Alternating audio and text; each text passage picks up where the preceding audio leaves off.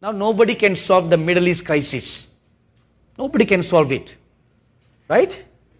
So who is going to solve the problem? The Antichrist will rise up to solve that problem. Now we are in a journey in these last days, in the end times. Your journey is going to begin. The mark of the beast is going to be introduced very soon. Do you know, many world governments have set a firm target date now. After 2020, the whole world will go cashless. So they have now set a firm target date, 2020. Many world governments have set a target date now that from the beginning of 2020 onwards, they'll all migrate towards a cashless society. So once after 2020, it's just a matter of time before the mark of the beast is introduced. Now, how far is 2020 from now? Just 1.5 years away. But that is just the base target date. Base target date. You still have a little hope till then.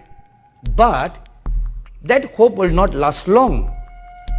Because soon after that, once cashless society is implemented worldwide, it's just a precursor to the introduction of the mark of the beast.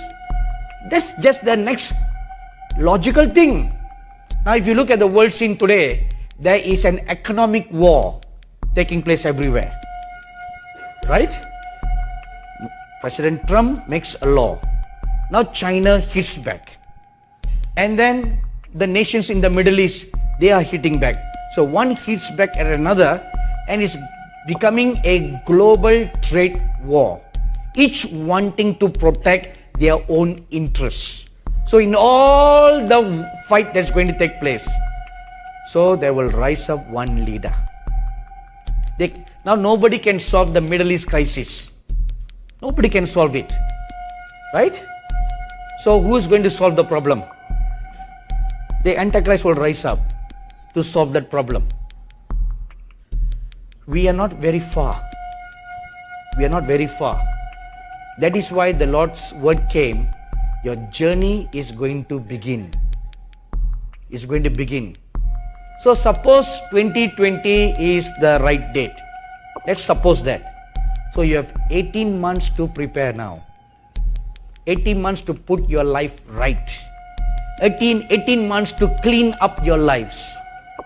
What you have heard today, you have 18 months to put them all into practice and get ready to come to the starting block to run the next race, the next phase. Because in the next journey, you have more enemies to face. New enemies will come. This is what I'm going to teach at our conference in September, next month. At the conference we call the Moses 2 conference. Because that's why the Lord told me to do that conference. What they went through in the wilderness is what we are going to face in the last days.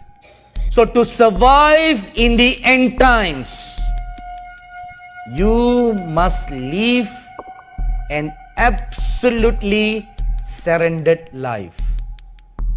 That's the only way you're going to survive in the end times. Luke chapter 9, verse 23. Then he said to them all, if anyone desires to come after me, let him deny himself, take up his cross daily and follow me. This is your cue. Keep this scripture before your eyes all the days of your life. Take up his cross daily and follow me. During the wilderness journey, Israel did not know where they were going. Therefore, they had to do two things. They had to fully trust God to be led. And they had to fully trust God to provide for them food and water. Now God has promised your bread and your water is for sure. In order to be led by the pillar of cloud by day and the pillar of fire by night. But the difference is this, Now instead of a physical pillar that went before them, you have that same pillar within you. It's within you now. And it will guide you. When you live this surrendered life, totally yielded, then you will begin to learn to hear God speaking from within you. The Spirit of Christ is within you. He will speak to you. You can see the Lord Jesus Christ. He desires to show Himself to you. In 1991, when I came to the US for the first time, the Lord had me fast for 40 days for the US. And on the 37th day, I fell into a trance and I saw within me the Ark of the Covenant. And from between the cherubim, a voice spoke to me. Read Exodus chapter 30. No need to write, just listen. Because I wrote an entire book on this subject. So when I read Exodus chapter 30, I asked the Lord, so what is this chapter about? Then He spoke to me about prayer secrets that are enshrined in the furnitures of the tabernacle. So there are 6 secrets of prayer that represents each furniture. And when you follow the 6 principles, ultimately you will see the Lord God and you will hear His voice. Because that's what happens to the priest when he comes into the most holy place. He sees the glory of God and God speaks to him. Then the Lord said something that really shook me. He said, my desire to manifest myself to my people is more than their desire to see me. I said, Lord, if your desire is more than our desire, then why is it that you are not manifesting yourself to your people? And He just gave one simple answer. He said, the problem is not with me, the problem is with them. My people have no time to wait on me. Simple answer. You know what you do? We all treat God like a drive-by God. You want everything in a hurry.